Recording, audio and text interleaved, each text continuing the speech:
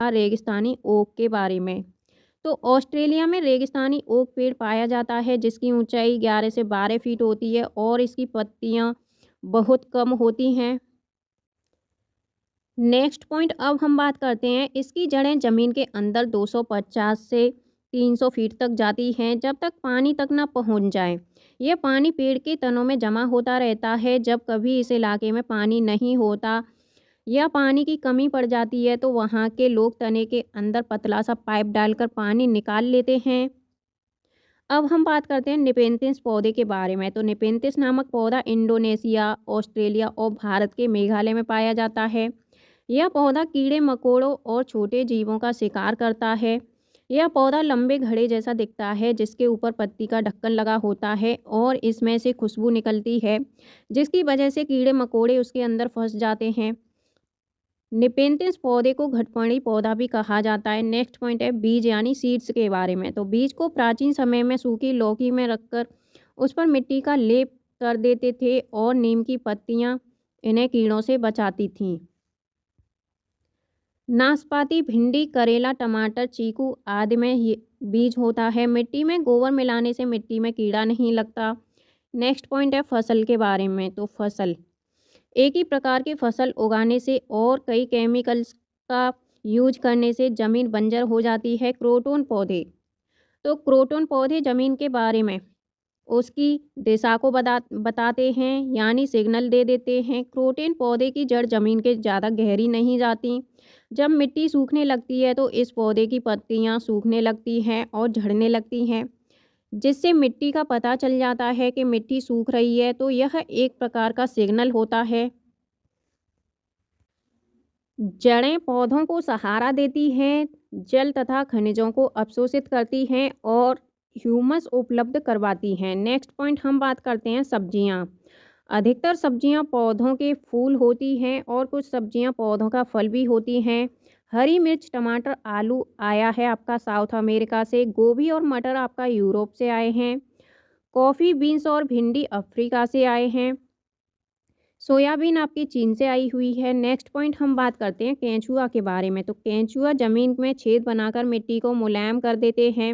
झूम खेती के बारे में।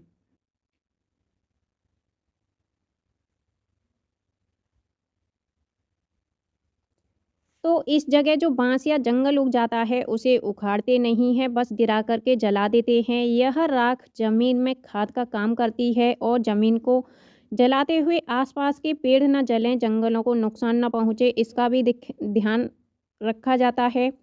फिर इस ज़मीन में खेती की बारी आती है तो ज़मीन को जोता नहीं जाता, मिट्टी को हल्के से हिला करके बीज छिड़क देते हैं। एक ही खेत में अलग अलग तरह के बीज जैसे कि मकई, सब्जियां, मिर्च और चावल बोए जाते हैं। फसल को फसल के समय भी अनचाही घास और पौधे को उखाड़ते नहीं हैं, उन्हें गिरा देते हैं ताकि वे ज़मीन की मिट्टी में मिल जाएं। इससे भी ज़मीन उपजाऊ बनती है। मुख्य फसल चावल की यहाँ पर होती है। फसल पकने पर गांव में सबसे बड़ा त्यौहार मनाया जाता है और चेराव नाच भी करते हैं। इस नाच में ज़मीन पर बांस की डंडी लेकर दो दो दो लोगों की जोड़ी आमने सामने बैठती है। ढोल की ताल पर डंडियों को जमीन पर पीटते हैं। डंडियों के बीच लोग कतार में खड़े होकर के कूदते और नाचते रहते हैं। स्थानांतरित जो खेती या झूम खेती आपकी उत्तर पूर्वी पर्वतीय तथा आदिवासी क्षेत्रों में की जाती है। इसे जनजातीय कृषि के नाम से भी जाना जाता है। नेक्स्ट पॉइंट है झूम खेती मिजोरम में होती है। मिजोरम की मुख्य फसल चावल है। मिजोरम में 3/4 लोग जंगल में रहते हैं। यहाँ खेती की लॉटरी निकाली जाती है। ज़मीन को साझा मानकर सभी लोगों को बारी बारी उस ज़मीन पर खेती करने का अवसर मिलता है। मिजोरम में मिजो भाषा बोली जाती है। मिजोरम में बांस के बर्तन बनाए जाते हैं। जिस मैदान में एक टीन बीज बोए जाते हैं उसे एक टीन जमीन बोलते हैं। कुड़ुक झारखंड की एक आदिवासी जनजाति है। कुड़ुक भाषा में जंगल को तोरंग कहते हैं। भारत के उत्तर पूर्वी क्षेत्रों में स्थानीय खेती करने का रिवाज है। बेलवन का गांव कर्नाटक में है। जुलाई के महीने में प्याज उगाने का काम शुरू हो जाता है। खूंटी की मदद से खेत की मिट्टी को नरम किया जाता है। समय पर प्याज न काटी जाए तो वह जमीन के अंदर ही सड़ जाती है। खरपतवार कुछ पौधे बिना बोए खेतों में अपने आप उग जाते हैं जिन्हें खरपतवार कहते हैं। इन्हें निकालना जरूरी होता है, नहीं निकालेंगे तो सारा खाद पानी ये ही ले लेते हैं और ज़मीन कम उपजाऊ बनती है। होलगुंडी गांव कर्नाटक में है। बच्चों की पंचायत भीमासंग होलगुंडी गांव में है। कर्नाटक की भाषा कन्नड़ है। अब हम बात करते हैं नेक्स्ट पॉइंट उधियूं के बारे में। तो सर्दियों में खेत में ही ताज़ी सब्जियों को मसालों के साथ एक मटके में भरते हैं और उसको सीलबंद कर देते हैं। कोयले के अंगारों में मटके को उल्टा रखकर सब्जी को पकाया जाता है। इस पकी सब्जी को कहते हैं उधियू। गुजराती में उधियू का मतलब होता है उल्टा। तो उधियू के साथ मिट्टी के चूल्हे में पकी बाजरे की रोटियों को खाया जाता है। साथ में मक्खन, दही और छाछ भी ली जाती है। गांधीधाम स्टेशन गुजरात में है। गुजरात के प्रमुख खाद्य पदार्थ हैं ढोकला, चटनी और नींबू वाले चावल तथा मिठाई। बनगांव यानी बनबनका आपका गुजरात में है। गांधीधाम अहमदाबाद में है। वलसाड़ गुजरात में है। नेक्स्ट पॉइंट हम बात करते हैं दांडी यात्रा के बारे में। तो गांधी जी का कहना था जो चीज़ें हमें कुदरत ने दी हैं उन्हें बनाने पर बंदिश कैसी। उन्होंने लोगों के साथ मिलकर अहमदाबाद से दांडी के समुद्र तक एक लंबी यात्रा की और इस गलत कानून को तोड़ा। नेक्स्ट पॉइंट है ग्रेगर मेंडल के बारे में। तो ग्रेगर मेंडल का जन्म एक गरीब किसान परिवार में 1822 में हुआ था। इन्होंने 7 साल तक मठ में एक बगीचे में 28,000 पौधों पर बारीकी से कई प्रयोग किए और ढेरों आंकड़े इकट्ठे किए। मटर के पौधे कुछ गुड़ी होते हैं जो जोड़ियों में आते हैं, जैसे बीज या तो मुलायम होगा या फिर खुरदरा होगा और इनसे निकली अगली पीढ़ी के बीजों में बीज या तो मुलायम होंगे या फिर खुरदरे। बीज का रास्ता कुछ नहीं होता है। नेक्स्ट पॉइंट हम बात करते हैं जंगल के बारे में। तो जंगल अधिकार कानून 2007 जो लोग 25 सालों से जंगलों में एक साथ एक जगह रह रहे हैं तो उन्हें यहाँ का कानून अधिकार देता है कि वह इस जगह पर जो चाहे वो उगा सकते हैं, उन्हें हटाया नहीं जाएगा। अब नेक्स्ट पॉइंट हम बात करते हैं जंगल का संरक्षण वहाँ की ग्राम सभा करती है। खानों की खुदाई और बांधों का निर्माण करने से जंगल खत्म होते जा रहे हैं। अब हम बात करते हैं एकल परिवार के बारे में। तो एकल परिवार में माँ बाप और उनके बच्चे रहते हैं, जबकि संयुक्त परिवार में दादा दादी, चाचा बुआ, माँ बाप और बच्चे होते हैं, या नाना नानी, मामा मामी, मौसी, माँ बाप और बच्चे होते हैं। नेक्स्ट पॉइंट हम बात करते हैं बछेंद्री पाल के बारे में। तो बछेंद्री पाल भारत की पहली और विश्व की 5वीं महिला थीं जिन्होंने माउंट एवरेस्ट की चोटी पर चढ़ाई की। बछेंद्री पाल बचपन में एक पिकनिक में गई थी जहां वे 4000 मीटर ऊंची चोटी पर चढ़ गई थी। तब से ये कुल 12 वर्ष की थीं। ये उत्तराखंड में गढ़वाल एरिया में नाकुरी गांव में बड़ी हुई। इन्होंने नेहरू इंस्टीट्यूट ऑफ माउंटेनियरिंग से अपनी ट्रेनिंग ली। इनके गाइडर ब्रिगेडियर ज्ञान सिंह थे। 1984 में माउंट एवरेस्ट पे जाने के लिए टीम मेंबर बनी। 23 मई को दोपहर के 1:07 पर अपना पहला कदम 8848 मीटर लगभग 8900 मीटर ऊंची चोटी माउंट एवरेस्ट पर कदम रखा। इनके साथ एक और मेंबर भी गई थी। ये एक साथ कदम नहीं रख पाए क्योंकि वहाँ जगह नहीं थी। तो पहले इन्होंने अपना कदम रखा, उसके बाद इन्होंने अपना सिर झुकाया और झंडा फहराया और तस्वीरें ली। माउंट एवरेस्ट को नेपाल में सागर माथा कहते हैं। अब हम बात करते हैं कर्णम मल्लेश्वरी के बारे में। ये एक वेट लिफ्टर हैं, आंध्र प्रदेश की ये रहने वाली हैं। ये 130 किलोग्राम तक का वजन उठा लेती हैं। भारत के बाहर इन्होंने 29 मेडल जीते हैं और इनके पिताजी पुलिस में हवलदार थे। नेक्स्ट पॉइंट हम बात करते हैं सुनीता विलियम्स के बारे में। तो सुनीता विलियम्स 360 किलोमीटर दूर स्पेस में गई थी। सुनीता विलियम्स ने 6 महीने से ज़्यादा अंतरिक्ष में समय बिताया। वे सबसे लंबे समय तक स्पेस में रहने वाली महिला थीं। नेक्स्ट पॉइंट हम बात करते हैं सुनीता विलियम्स के एक्सपीरियंस स्पेस। तो वहाँ एक जगह बैठ नहीं पाते थे, एक जगह से दूसरी जगह तैरते या फ्लोट करते रहते थे। पानी भी नहीं रुकता था, बुलबुले बन के पानी फ्लोट करता था। चेहरे या हाथ धोने के लिए बबल पकड़ना पड़ता था और कागज़ गीला करना पड़ता था। वहाँ कंघी करने की आवश्यकता नहीं थी क्योंकि बाल हमेशा खड़े रहते थे। वहाँ टहल नहीं सकते थे और फ्लोट करने की आदत हो गई थी। एक जगह पर रुकने के लिए खुद को बांधना पड़ता था। नेक्स्ट पॉइंट हम बात करते हैं नील आर्मस्ट्रॉन्ग। तो नील आर्मस्ट्रॉन्ग चांद पर उतरने वाले पहले व्यक्ति थे। वे चांद पर 1969 में गए थे।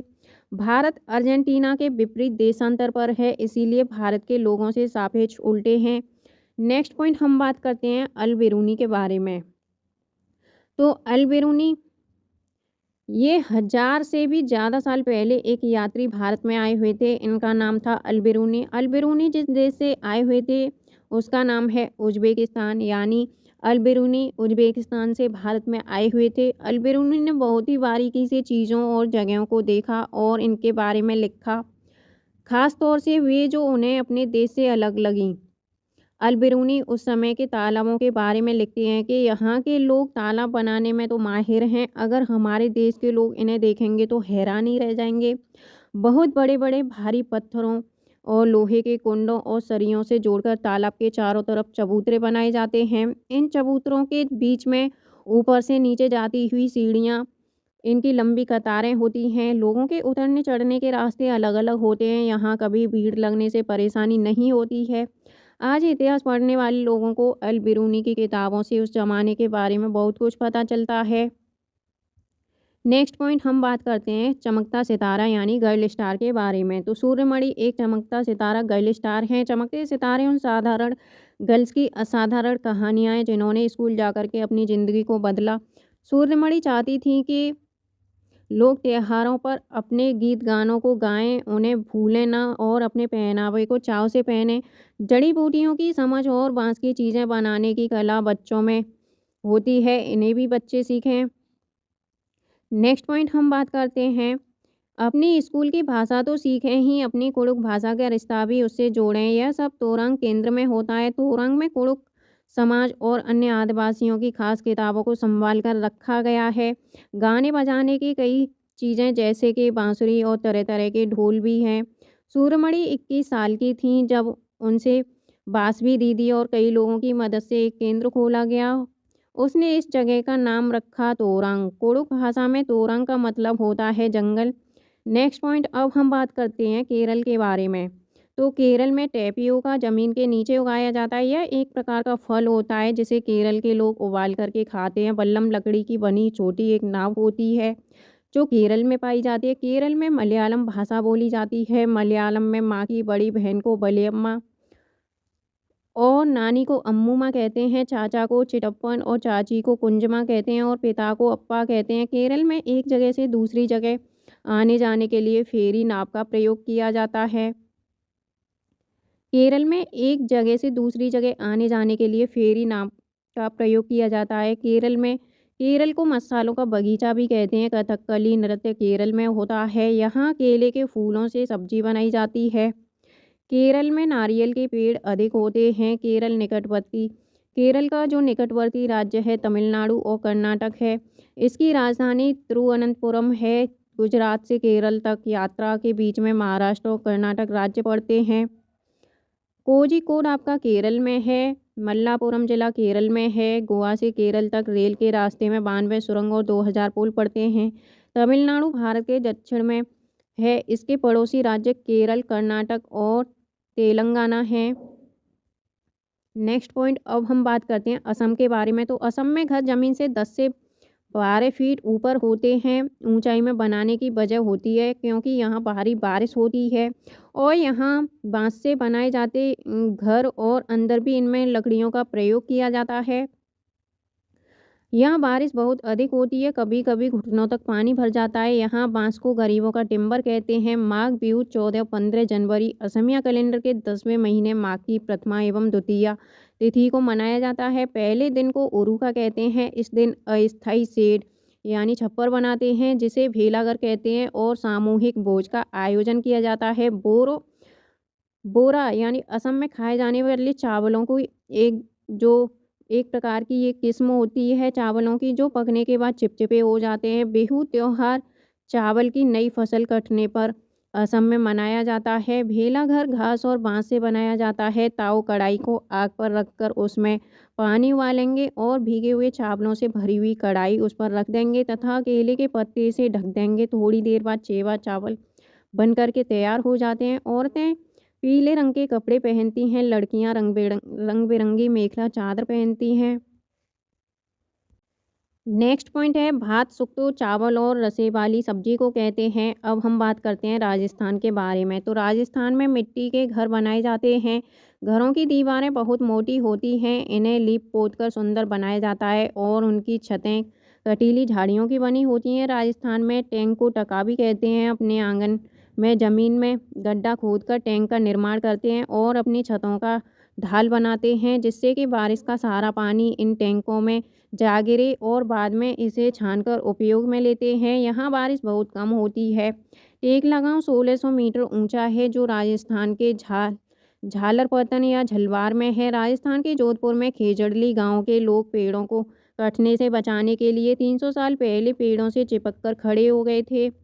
आज 300 साल के बाद भी यहाँ के लोग, जो बिश्नोई कहलाते हैं, पेड़ों और जानवरों की रक्षा करते हैं और ये पेड़ों और जानवरों के प्रति बहुत ही संवेदनशील हैं।